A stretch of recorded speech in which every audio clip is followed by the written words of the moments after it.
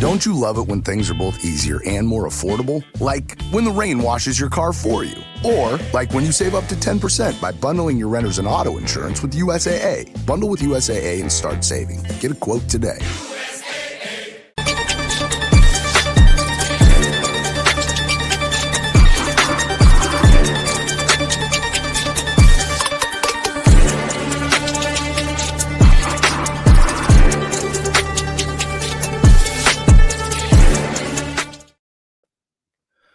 Welcome to your NBA Central Division Showdown recap of the week.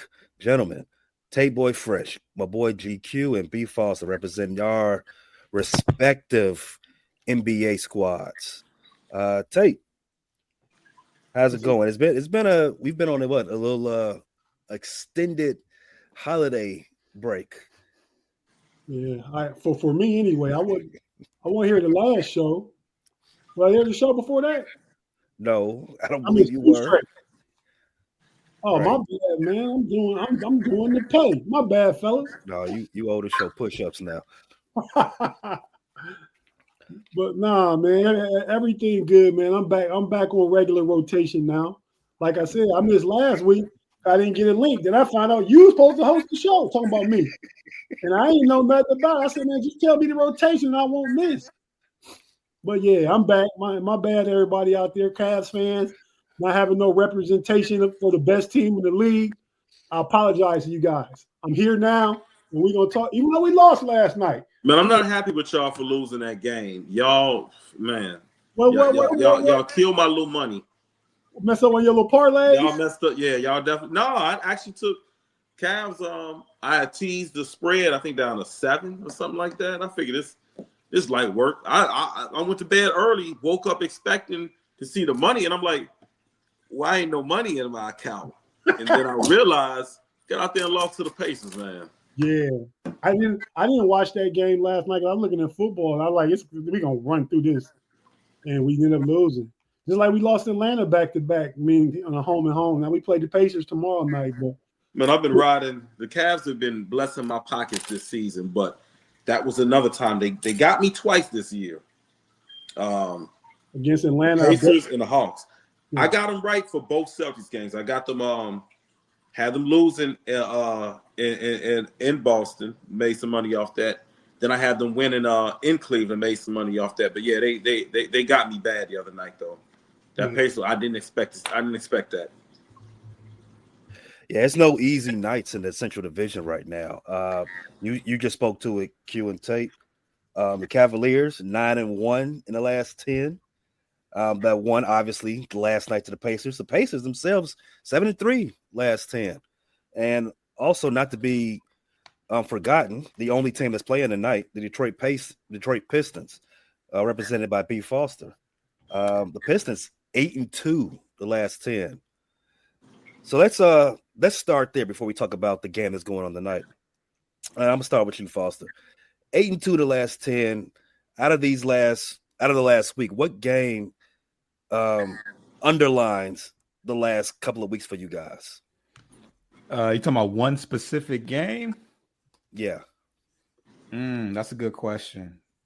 Actually, our last couple of games haven't been great showings per se. I mean, we won a close game against the Trailblazers. I think we won a close game against the Raptors as well. So we're kind of in the part of our schedule where we kind of get a little bit of a break. But, I mean, overall, the league is on watch at this point. I think the buzz of Cade Cunningham has made its rounds, and he's a legitimate candidate to possibly be an all-star, which, you know, this is what we've been waiting on since we drafted him in 2020, I believe. So yeah, we kind of had a nice little string of games, nice string of winnable games. That is, one of the only teams that we've lost to in the last 10 is the Warriors. We lost to them by 3 points.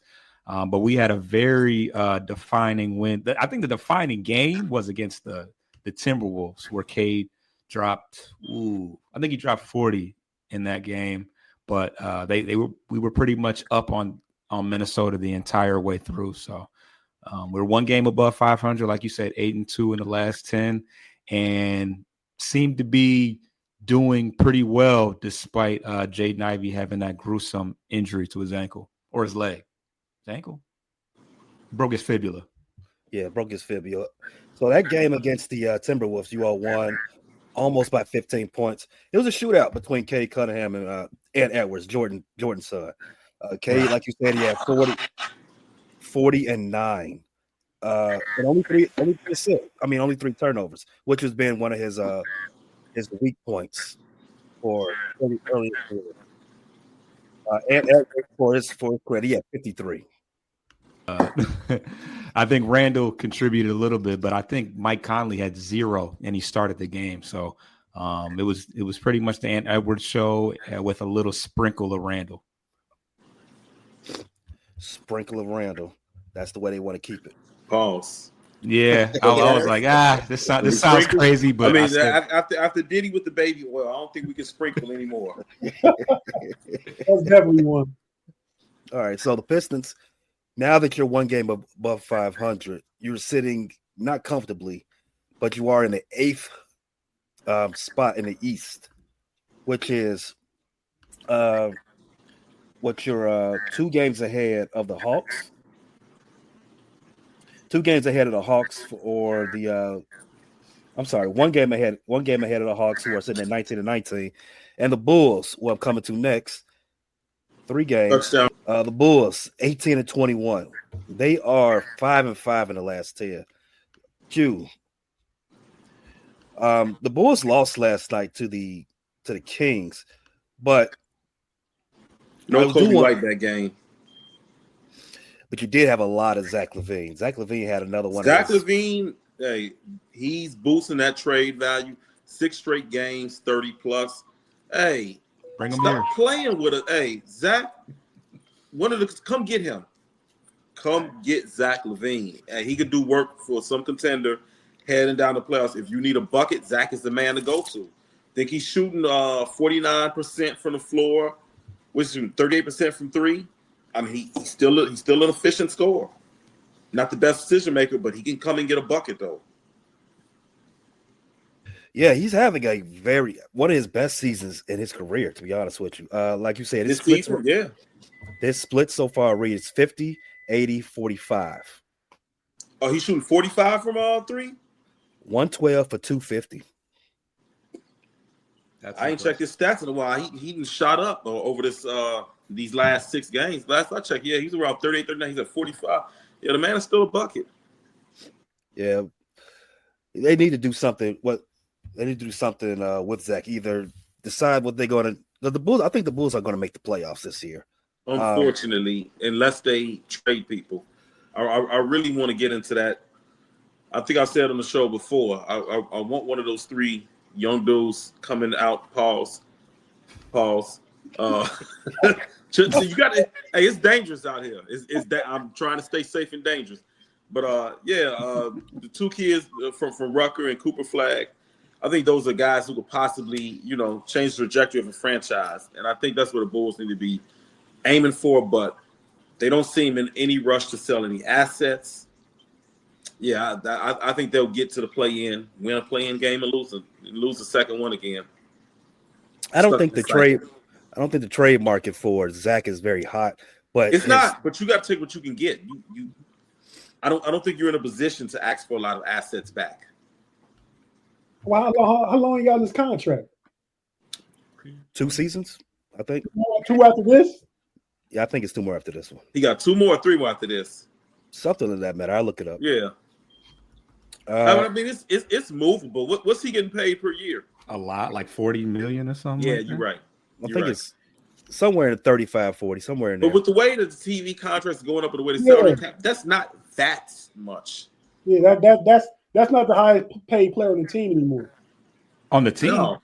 We're saying on the average team. Player, that's like the second guy, maybe your third guy. Yeah, that's like the second or third guy on the I see. Contenders. Yeah.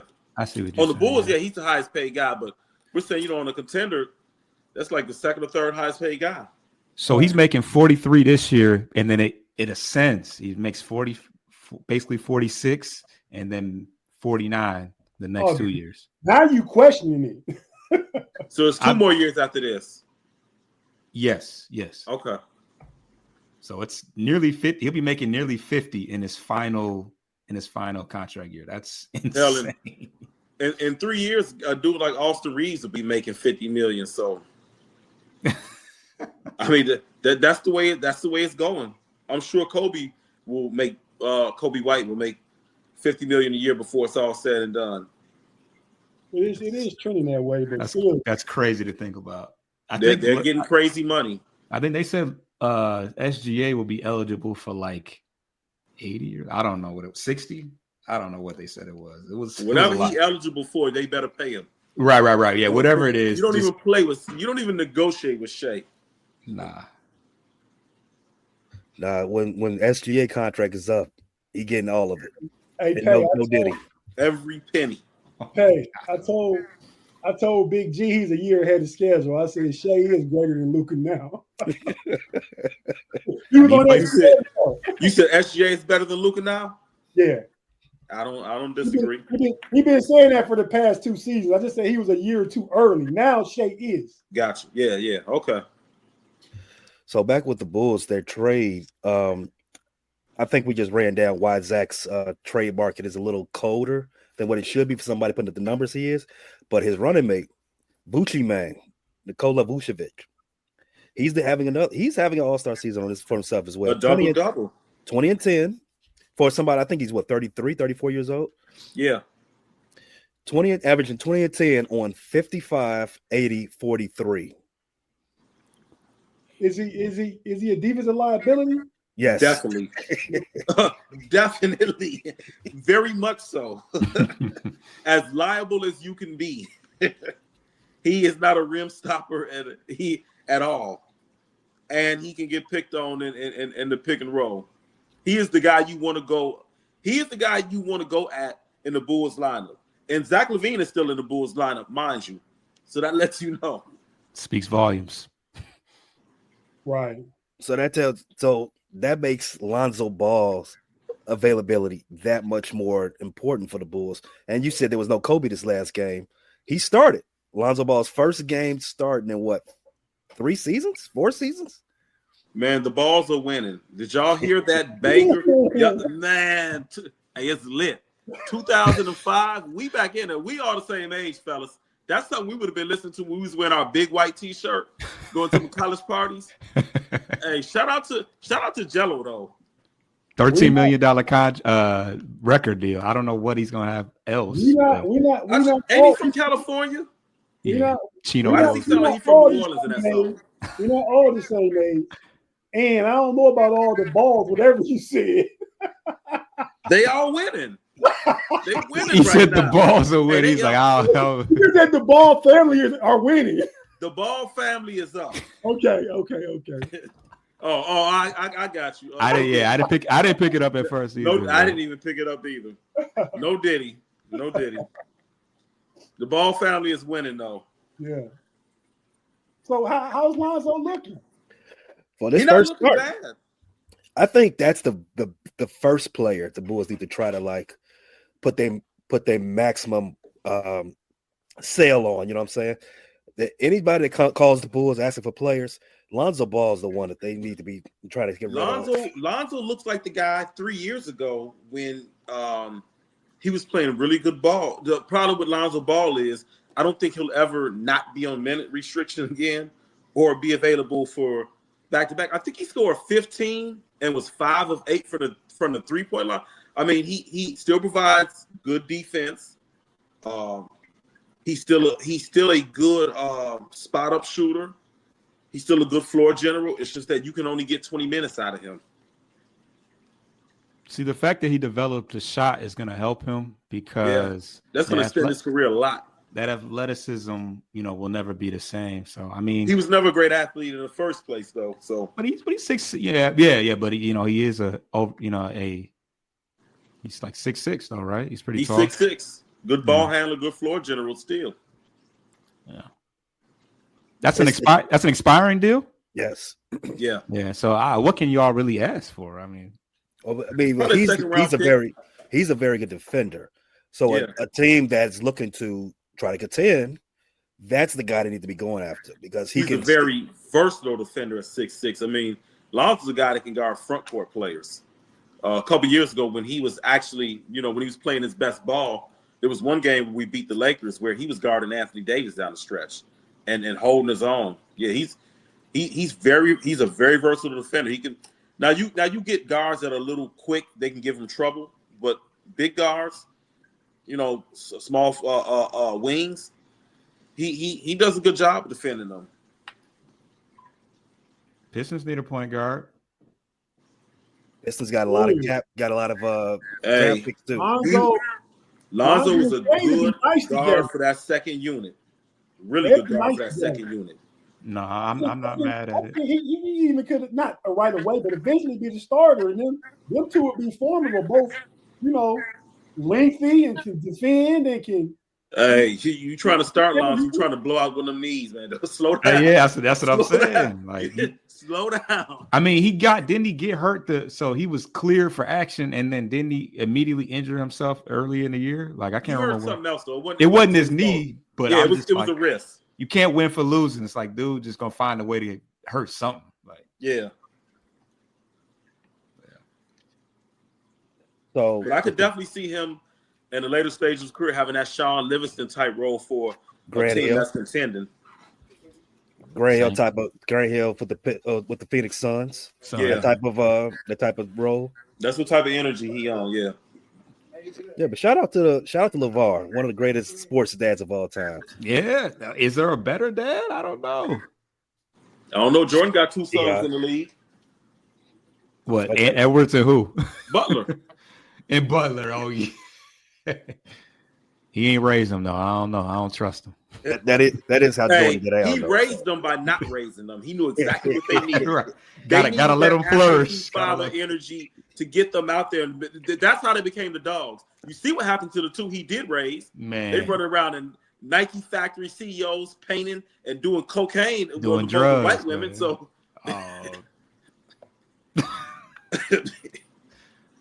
Pippin's, oh man, messing around with Pippin's wife, like exactly. That's what happens when Mike raises you. Shout out to my boy Q, who've never seen him before. This is how you get out. All right, so let's swing around to the top of the Central Division. We got the Cleveland Cavaliers.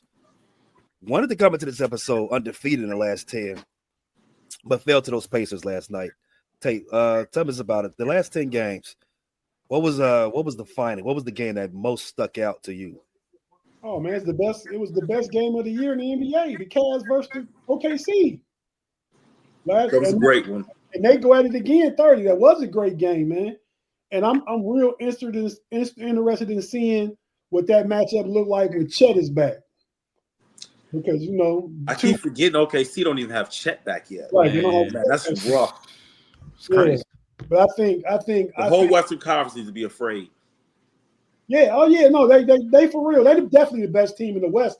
I was trying to think of who even I put in the Western Conference Final against them, and I couldn't come up with just one team. Man, I don't think anybody. I think they took. Before you become that championship team, you got to get that signature loss. I think that was a signature loss last year. I don't know who in the West could give them. Man, I don't see anybody lasting past 6 games with them right now in the West. If the Nuggets, because the Rockets, I don't. Too young. They're not ready yet. Yeah, they didn't even make the playoffs last year, so they don't even. They're not ready yet. They got 2 more years of learning. They're a semifinal team. They win a first round playoff series. Yeah. And in the Grizzlies, I feel like they're a talented team. They got Jackson, Edie, is that who you want running the center? Yeah, it's really they're not gonna a run lot. him off the court. Yeah, the Thunder gonna run. They're gonna run Zach up off the court. Yeah, even Hartenstein run him. Oh yeah. They got too much energy and athleticism in that front court. And it's too soon to say it, but the Kings are on fire. They got 7 wins in a row too. Yeah, They're gonna come back down to earth a little bit. Ever since Doug Christie been coach. Yeah, but they really are a talented team. They got a nice big three. They got Sabonis, they got DeRozan, they got De'Aaron Fox, they got Monk. Man, I've been hearing a lot of stuff about De'Aaron Fox on the block. Yeah, but right now all is well. Winning cure a lot, you know. But back to the Cavs play. Yeah, I mean, right. My bad. We was talking about the West. It wasn't since surprised me last night they lost. I thought once we beat OKC last week, we had a chance to win 3 more straight before we played them again because we played somebody we played Toronto on 1 after the OKC game. Then we had Pacers last night, and first half looked good. We were in the halftime up 13. Then the defense just collapsed in the second half, and our shooting for one of the first times this season went out the window. And they ended up winning by 13. So that was like a 26-point second half turnaround, you know. So, but we get the opportunity to play them again tomorrow night. I think for Coach Kenny Atkinson, who's been doing a great job right now, I think Coach of the Year favorite OKC coach was doing a great job too, but they were kind of expected to contend at that top tier, right? So I think you give it to the first year coach so far. 30, 34 and 5. We play the Pacers tomorrow night again, so he can kind of make this like a playoff simulation. Like you go out and lose game 1, you got to come win game 2. You know what I mean?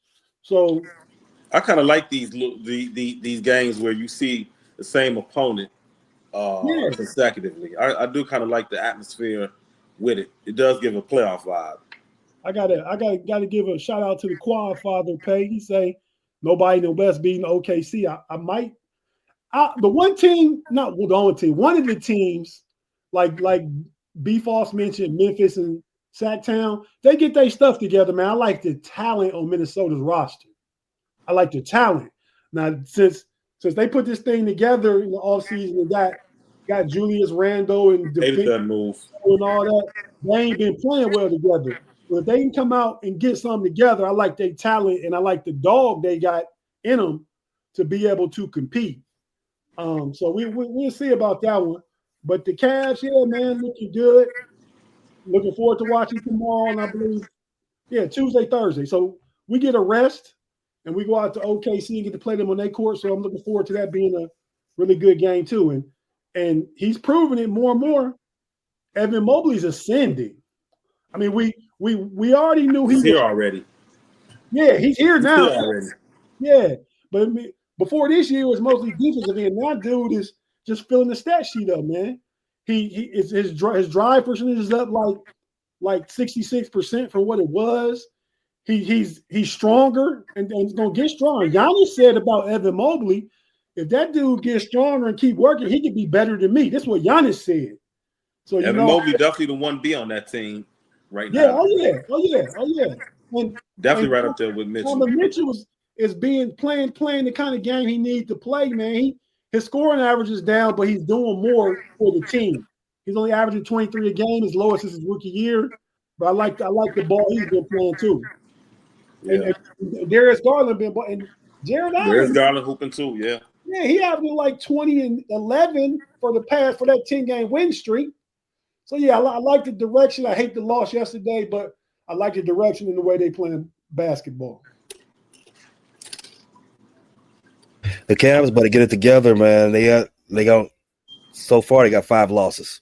They don't get it together soon. They're I mean, they could mess around and get 10. Yeah, they're definitely struggling. But just like in football, man. I know y'all know how it is. I'm a Pittsburgh Steelers fan, so I know how it is. You can't lose the games you should win. Now in the NBA, it's probably way more letdown games. There's way more games, but like we running around early in the year talking about Pittsburgh. We lost to the Colts, the Browns, and the Cowboys. You know what I mean? You can't lose the games you're supposed to win. Cleveland's supposed to beat the Pacers. I mean, they lost. They slipped. They're supposed to beat the Hawks. I feel like 3 of the losses they shouldn't even have. I'll take the loss against Boston, loss against the Miami Heat. But the other ones, man, come on, man. Y'all got to come focus every night. But 82 times in the season is difficult, so I get it. I give the Cavs a pass for their losses. I don't think they deserve to be mentioned in the same breath as the Steelers. I mean, or the Steelers don't deserve to be mentioned in the same breath as them. I get it. The Steelers was in the playoff though. That's all I can. Don't mean nothing, but that's what I can say to a Bear fan. No, we're not going to do that. We're not going to do that because at the end of the day, after round one, you on the couch with us. Yeah, but the thing is, I could have told y'all in week one, don't get too excited. Hey, don't get too excited. We sitting on the couch with y'all now. I wish we just had as high a draft capital as y'all have, but we don't. And salary cap space. We made the playoffs. Y'all should probably get a quarterback for next year too. Yeah, I still believe in Justin, but we won't take it to football. I would bring Justin back. I would let too. Russ walk. That's what I would do. Yeah, you're right. You have to bring Justin back on a lower deal than Jello getting. That's how that's gonna go.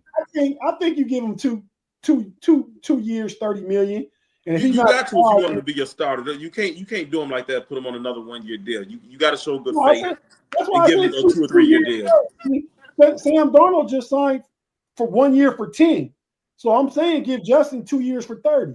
And I could definitely see Justin having a breakthrough year too. I told people before the season while they were laughing at Sam Darnold, I'm like, he has all the ability as far as arm, mobility, strength, size. He had everything. He just hadn't put it together. So I would definitely give Justin a 2 or 3 year deal, because if you all don't sign him, somebody's going to make him their short-term starter, be it Vegas or Tennessee. He'll be starting somewhere next year because there's only 2 decent quarterbacks in the draft next year. And I'm not even that big a fan of Cam Ward or Shador. But those are only 2 quarterbacks available in the draft that have got a first-round grade. Now, I do think somebody will end up sneaking into that first round. That's just the nature of the NFL. Quarterback value is always overinflated, especially right before the draft. So, but we on the wrong. We back to basketball. My bad, y'all. Real quick, for Pay, make us go back to the NBA real quick. Who's the third guy? Quarterback, first round. Who would be the third guy? Yeah. I can see Milroe. I can see people fall in love with Milroe. Okay, yeah. I mean, he's definitely got the size. I mean, you can ask Vince. I thought Anthony Richardson, when I saw him, his career in college, I thought he was a second-round pick, maybe a third-round pick. I didn't think if you saw him, you could tell he had no grasp of passing offense. Like, he didn't know how to read. He didn't know how to read a defense in college. He wasn't accurate. He didn't throw it in any anticipation. There was nothing about him that was first-round caliber besides the big arm and the athletic ability. But when you have that and you get these guys in shorts, and because teams are so desperate for a quarterback, Anthony Richardson becomes a top 5 pick. But his combine is what sold that. You take away that workout he had, and he was the big arm. He's 6'4", 240. He's a dual threat. But if you look at his college tape alone, I don't even think he was a second-round pick. I projected him as a second-round pick because of his athleticism and his physical. I think your boy that went to the Patriots last year is better than him. Drake May? No, the other guy from Tennessee. Oh, Milton. Brother. As a college quarterback, As strictly off production from college, I understand the Anthony Richardson potential, but the thing that's scary about Anthony Richardson, he never displayed accuracy at any level. So that's why I would have stayed away from him. Like, he wasn't accurate deep. Well, he was accurate deep. He is accurate deep, but as far as the touch on, he has no touch in the passing game, no accuracy, no anticipation. I couldn't believe he was a top 5 pick though. So I say Jalen Milroe can easily end up in the first round. In fact, I would wager that he does end up in the first round before it's all said and over with. He's got the ability to have put up a good like Foster said. Yeah, he's got that ability. And then he actually was productive last year at Alabama. So I expect he'll be in the first round. Yeah. Let's go ahead and take a break. And when we come back, we're going to talk about this game currently going on between the Pistons and the Knicks.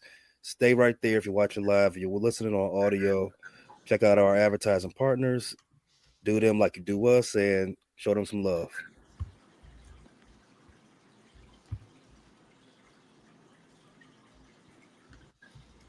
All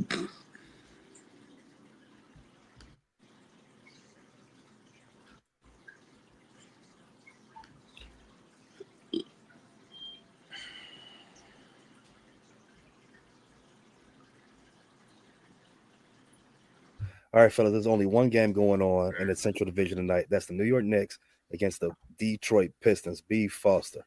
I think that game should be around halftime now, right? Yeah, I think it may be just a little before half. No, I think it's officially halftime now. What's the score? I'm looking at 63-59. Yeah, 63-59, New York. New York? You guys are losing to New York? Come on now. We were they caught up. We were up by like 10 before the show started, and then it just all went awry. Not completely awry. What's Cade and crew doing so far this first half? So I want to say we're in foul trouble. I know I saw Cade before I started focusing on the show. I know Cade had two fouls early in the first quarter, and then Jalen Duren in typical fashion, especially when he's facing a mobile, stretch five. He's in foul trouble as well. So pretty balanced scoring wise right now. But Cade has 4 fouls right now. Cade has 4. Oh. He has 4. Because they kept it. I did see they kept him out there for they kept him out there after the 2 he got early in the first. But yeah, that's crazy. But that's the Jaden Ivey. I mean, Jaden Ivey's out, and like I said, we need another point guard. We don't really. There's gonna be a lot of Holland and Beasley in the second half. Yeah. Beasley's balling. He's been cooking, but he can't create for anybody. He can barely create for himself. He can kind of, he's got a little floater that I've seen him add to his game, but you just don't have guys that can create for others once you get past Cade. So yeah, and Cade not having a good game. Got 4 fouls and 0 points. He ain't 0. He got 7. He got 7 points. Yeah, 7. He 3 of 10 from shoot. He 3 of 10 from the floor though. Oh, okay, yeah, I was looking at free throw. Oh, yeah, he got 7 points. Yeah, okay. I wouldn't start him to start the second half. 4 fouls, like that's what you go into the fourth quarter with. That's crazy. I don't know. They're crazy. Really doing a good job hanging in there with K being in foul trouble the way he is. I mean, he's been playing through it. Obviously, you're right. They obviously. How many minutes? He's played 14 minutes. So, and how many minutes are in a quarter each? I mean, seem like they just playing him through the foul trouble and just going. If he fouls out in the third quarter, it is what it is, I guess. Yeah, I mean, if you bench him, I mean, you're effectively fouling him out anyway. So, yeah, you want to have him later in the game, but I mean, we were up early, but I kind of tuned out once the show started, so I can't even say what was really happening throughout the game. Well, what philosophically, put your basketball coaching hats on. What's the strategy there when your star got 4 fouls come out of halftime? I mean, do you trust him and playing if you get the 5th you sit him, or do you sit him and start the 3rd and hope you can bring him back late in the 3rd to play the 4th? I think you sit him to start the second half, and if it starts getting scary, you start getting spooky, then you might as well throw him out there. Or but it can go both ways. Either you try to get back in the game and then wait till he gets that 5th foul. But I don't know. I ain't never seen somebody go into the half with 4. That's I've seen a big man. Maybe the big man. Big man, yeah. But a guard, you got to give him the easiest defensive assignment there is on the court at this point. You can't put him on Brunson. Maybe you put him on Josh Hart. I was gonna say because he's kind of a foul he's kind of a foul merchant. But yeah, I'm sure.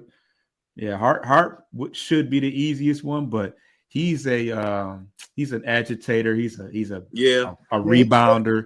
Physically, he's gonna be bumping and grinding with you. Yeah, because I think that's Diddy. Yeah. Because I want to say Asar Thompson is who would be guard Brunson, but like I said, I ain't really had a chance. I don't think Hardaway would guard Brunson, so I don't know. Can't put Cade on Brunson. The way I look at it, go right at him, try to get him to draw them last 2 fouls. He definitely gonna try to do that. The way I look at it is like this: it's the regular season, so my rotations are pretty set. So How they foul out? Yeah, I'm gonna do a hybrid of that. I'm running with my rotations regardless. It's still, like I said, it's the regular season. We're gonna do what we're gonna do. But I'm gonna do exactly what you said, Q. I'm gonna switch my defensive matchups. I'm putting Cade somewhere where he can stay out of trouble. And you trust your best player to like not put his hand in the cookie jar, not put himself in bad situations. Put him on OG. OG's physical though. He's gonna foul out. Yeah. OG is a physical player. So I mean, you put him on Bridges. Bridges gonna go at him. Bridges is actually probably your safest bet because he can get very complacent and shoot that goofy shoot. If he sits in the corner and gets complacent, maybe But he plays zone.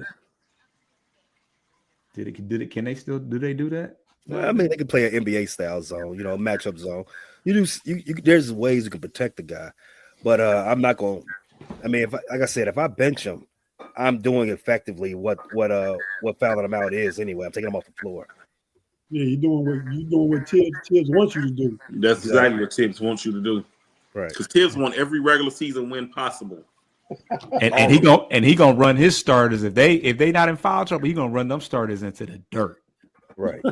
He might not care if they are in foul trouble. Yeah. Just play till you can't breathe. So Detroit going into halftime, Detroit's leading scorer was Asir Thompson. He's leading the Pacers with 9 points for 4 boards. Jesus. The Pistons. The New York Knicks. Still so disrespectful. He said it twice. The Michigan guy. Don't call him an indie animal. They're definitely a step up from the indie animals. Come on now. The Knicks have 2 guys in double figures. Carl Anthony Towns at 16 and 6, and Jalen Brunson at 17 and 5 assists. The one stat that jumped off the page to me, points off turnovers. The Knicks have double the amount of points off turnovers than the Pistons do. We got to get in that transition defense. Got to figure some things out. Got to take care of the ball. I mean, Well, that always helps as well. But it's only a 4-point game going into the third quarter. We'll check back in before time goes out. Let's swing around to the greater NBA. I think the biggest news surrounding the association right now was Jimmy Buckets. In case you ever heard, Jimmy Butler wants to get out of Miami, right? And the Godfather, he said he wants to oblige him. He wants to get him out of Miami too. I think this divorce is going to happen, and a lot of people are pointing towards Phoenix for Jimmy, but I don't know if the numbers are actually going to make. Match up. Lord, it all depends if Bradley Beal waivers no trade clause. Yeah, that's what's hanging. That's what is hanging on for Phoenix. Now, for the purposes of this show, do you think Jimmy Butler could fit in the Central Division? Like, is there a team that he can help out and help him get over the hump? I would say the Pistons, but I don't know how Foster would feel about it. Jimmy Butler will bring that veteran. I mean, the Pistons are pushing. They're trying to make the playoffs. They're a team that's on the up and up. I don't know if you want Jimmy in that locker room around those guys. He might. I don't know what type of influence he would have on Cade. I mean, Jimmy wasn't a good influence on the younger guys. Chicago. I mean, Jimmy's a wild dude. He might get in there and he might dye Cade. I almost called him Cade McNown.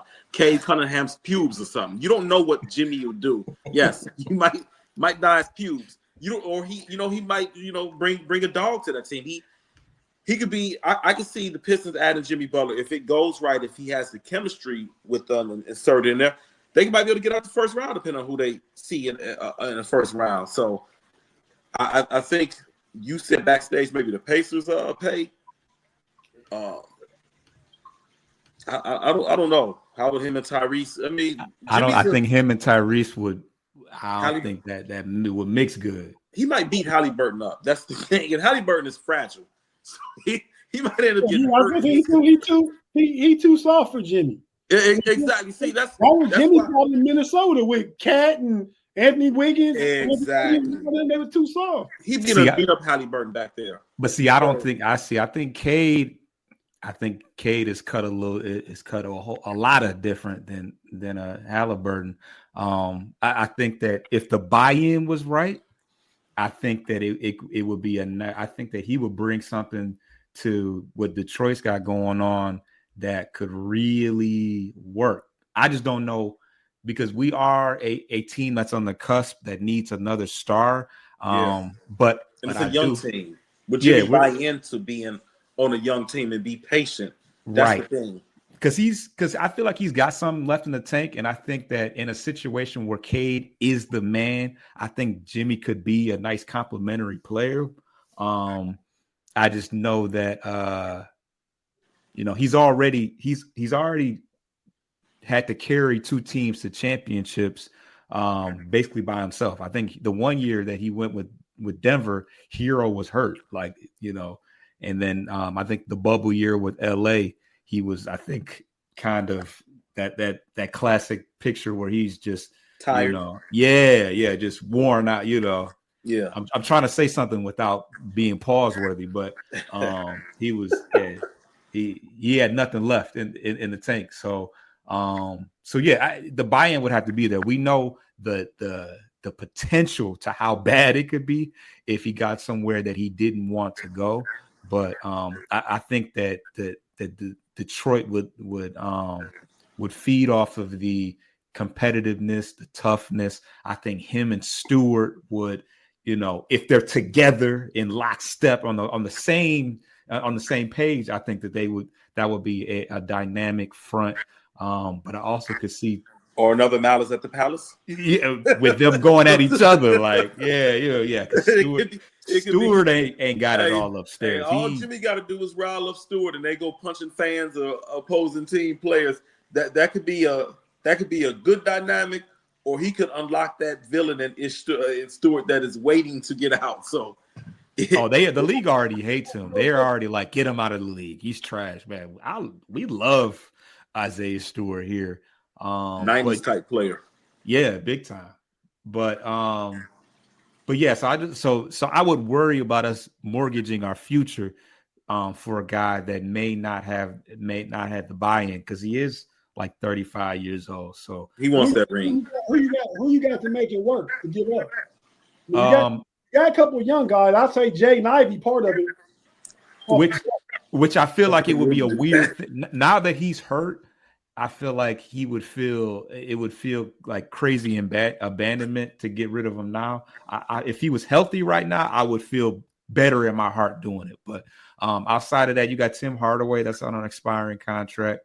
You got Tobias Harris that's making a nice chunk of change. You can. Jimmy not playing with Tobias. Get him out of there. Yeah. I forgot about that. Very meme worthy. About that Philly thing. The whole Philly thing, yeah.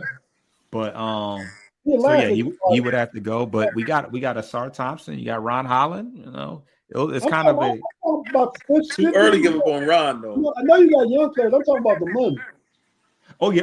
As far as the money, yeah, you got the only guys really getting paid right now is Tobias, Beasley, but we lost another dude that we rock with. And Hardaway is making some pretty decent change. I'm not speaking about necessarily giving up on Ron Holland, but somebody they gonna ask for somebody. So yeah, it's got to be somebody young. It's got to be somebody making. Stewart already kind of got paid. I think he got like a 4-year 40-year 60, something like that. But I say hold on to Stewart at all costs. Mm-hmm. So if the playoffs started today, 3 teams from the division would be in the top 6. That's the Pacers. We haven't lost a game this in 2025. The Cavs and the Bucks. So I think the conversation really should start with one of those 3 teams. We don't think the Pacers, their pace of play and Jimmy are a good fit. And they're a little young and they're probably a little baby. Jimmy probably come over there and beat everybody up. The Bucks is interesting. But I think the Cavs is the one that can definitely take the look at Jimmy Butler the most. They're the team that's probably going to represent the East come June, right? And if you want somebody that's playoff proven, there's nobody more playoff proven in the league than Jimmy Buckets. Where does Jimmy fit in with the Cavs in terms of minutes? Does he come off the bench, or does he start? You Yeah, got he starts. He starts because the position in need is a 3, but I don't know that we want to give up any of the 4 the way they've been playing. You don't mess with that. You just work around the edges. You don't try and get Jimmy Butler. You try and get like a 7th or 8th man to be a nice part of the rotation. You know, I'm not giving up Allen, Mobley, Mitchell, or Garland. No. Oh, we know the Cavs aren't giving up any. You don't want to give up nobody? No, but not for Jimmy Butler. Not for Jimmy Butler. Not when you already 33-5. So right. I mean, and not when this is a team that's young. So I know you all start Allen and Mobley. Who starts at the 3 in Cleveland? That's it. With 3, they alternate. Dean Wade starts sometime. Okay. Healthy. They might depend on matchup. Max Strus is back. Karis LeVert. So they just throw somebody, whatever the matchup is at that position, that's who they roll with. Okay. And Isaac, I remember he was top 5 pick a few years ago. So yeah. He's just a guy though at this point. Yeah, he a good defender though. But they just signed him to a 3-year $39 million contract. So that's so next year. What type of role would Jimmy play offensively in a Cavaliers starting lineup though? Because he's a guy that likes the ball. He likes the ball in his hands, you know. He does. I mean, I think he brings, like Pay said, he brings that playoff experience, that playoff dog. But yeah, fit might not be the best. I mean, he's not a good spot up shooter. Yeah, when you start Dean Wade, you space the floor. You got Max Strus, you got spot up. Karis LeVert can probably break people down off the dribble more and be a better facilitator. And LeVert and Strus space the floor. Right. Yeah.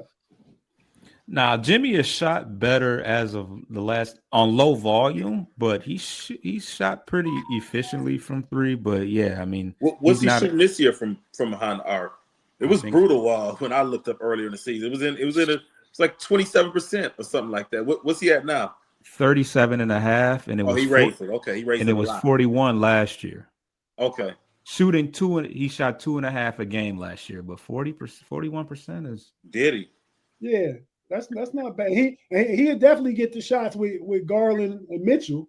But I don't know if he wants to sit in the corner though, because those are 2 ball dominant. Those are 2 guys right there that are already dominant as far as handling the rock.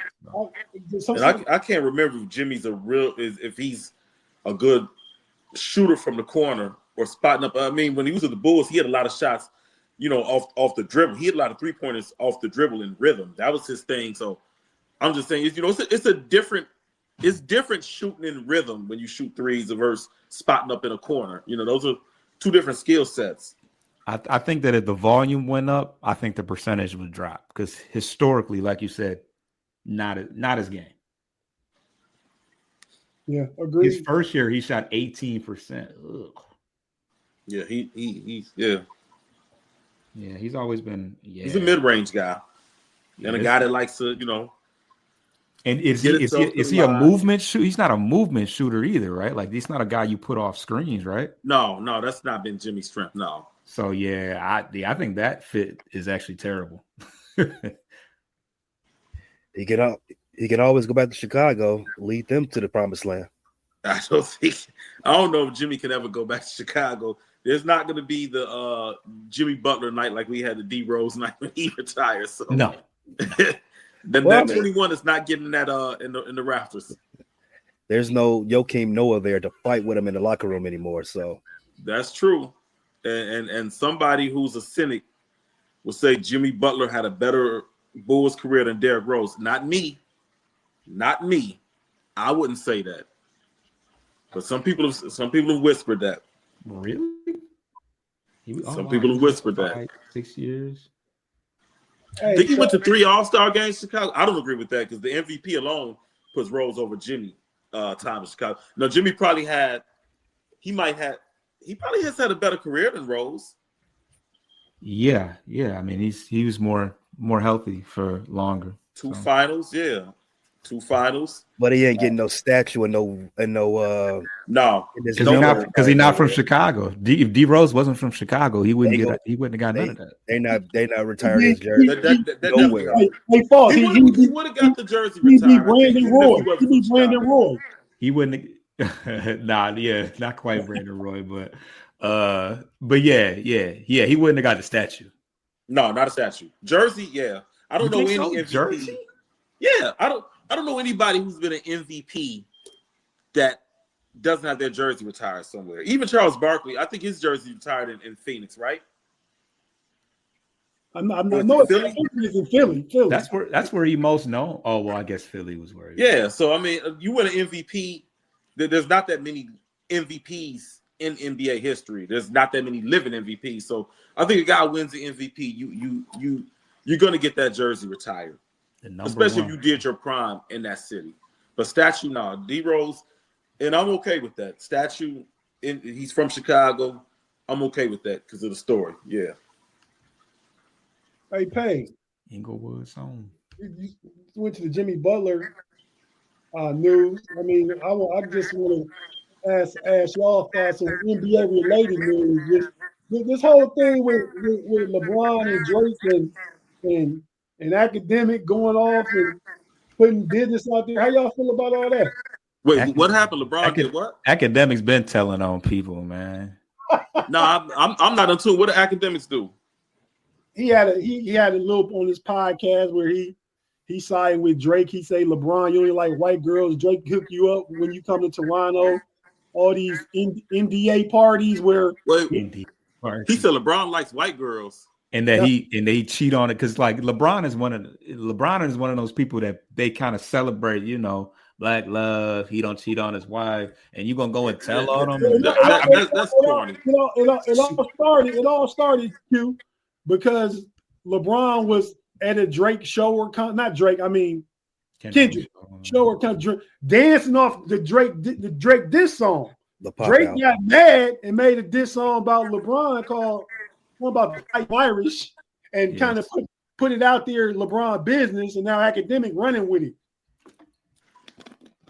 Listen, Drake getting too emotional with it, but I understand.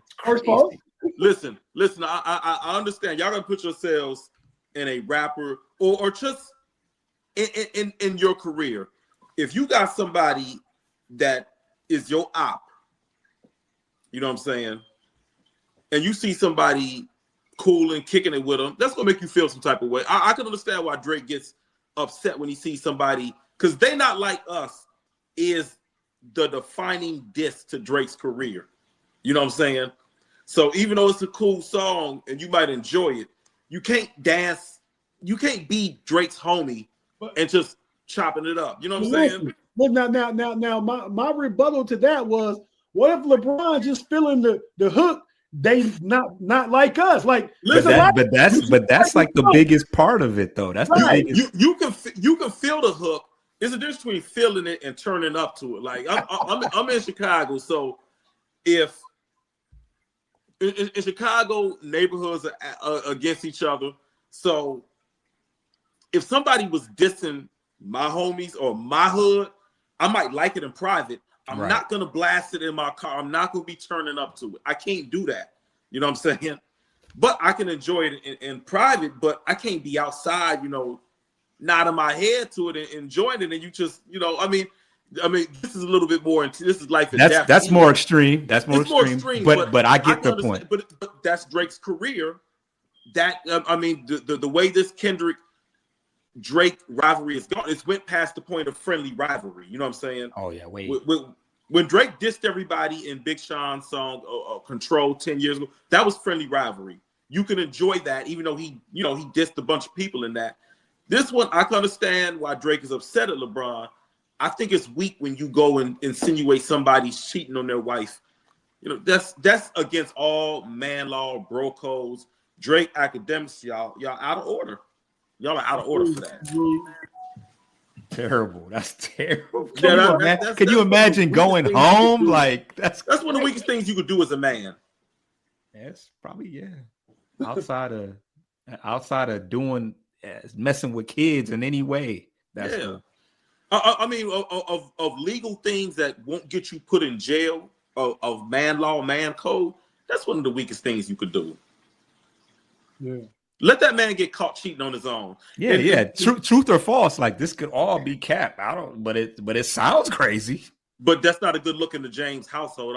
Oh no, yeah. Savannah's a woman. No matter how secure she is with LeBron and happy, and I mean, she might know he cheats, but she can't do it right in front of her face. Though you can't let her know. Cheat in peace. Cheat on the road, like all NBA players do, like all men would do. Cheat in peace. You know what I'm saying?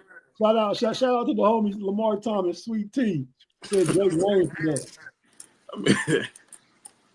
That's horrible. Putting myself in his shoes, that's crazy. Man, academics need to come off the air, man. He too messy. Too messy. I haven't been like super following DJ Academics. Don't. When he became a podcaster, I haven't really been following it like that. I'm more. I know DJ Academics as a DJ, as a mixtape guy. Really? So the podcast DJ. He bigger as a podcaster now than he is as a DJ. Yes. Is he still a DJ? That's my thing. Does anybody put together mixtapes anymore? I was done with DJ Academics when he was commenting on the little beast in Chicago. That's how I got hit to him off that. Yeah, like this is, this is, people are dying out here. You know what I'm saying? Like, I know people of these little shorties, whether they parents or they cousins or they loved ones, who have lost these. It's not a game. It's not entertaining to just report on people's deaths and people getting shot up and comparing them to a Chirac Wolverine or a Grim Reaper. It's not entertaining. You know what I'm saying? So I thought that was corny that he made his name off that death and destruction. You know what I'm saying? Where are you from? DJ Academics. He's not from Chicago. And he's like Jamaican. The politics here. I thought he's from New York. I think he might be from New York, but his lineage, I think, is like in the islands or Jamaica. You can hear the accent a little bit, but he's from somewhere out there. But New York has a lot. It's a melting pot. But it's like he had never stepped foot in Chicago. He commented on stuff. He doesn't understand where the turmoil and the animosity comes from amongst these guys, and you just fueling it. You know what I'm saying? But he's always been a messy type guy, though. Yeah, I saw the clip where he was speaking on LeBron and all that stuff, and it seemed like it was just random. Like, what's this got to do with anything? You're not a sports commentator. You're not a sports broadcaster. Why are you talking about LeBron, man? That's why he talking about the BS. It ain't about basketball with him. Maybe he in Drake pocket. Maybe Drake owns. he owns Drake something. He's got a price. Definitely. We know he got a price. And Drake, they locked in. Yeah, I think that's the at least that's what the streets say. He's Drake's mouthpiece. Yeah. What's the score for the Knicks Pistons game right now? I'm glad you asked. But it's 80-77 Pistons, and looks like Cade is just playing through the. They did not take my 5-81 now.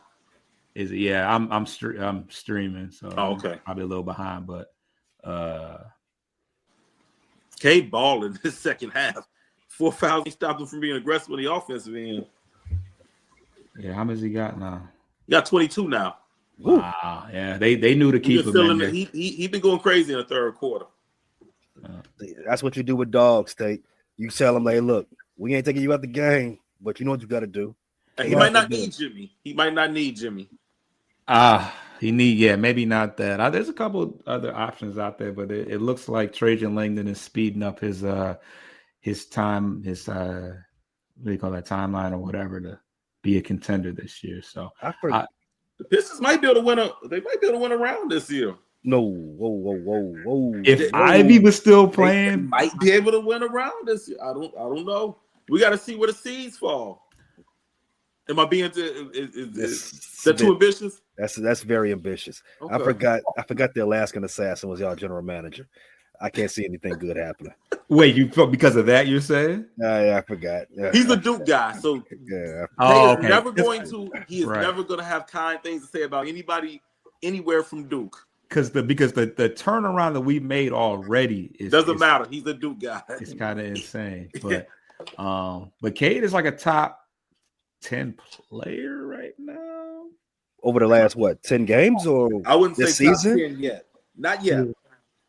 Yeah, that's crazy. All right, Mr. What Tate Kobe said White's was better a than year Cade. too early. I like Nobody said that.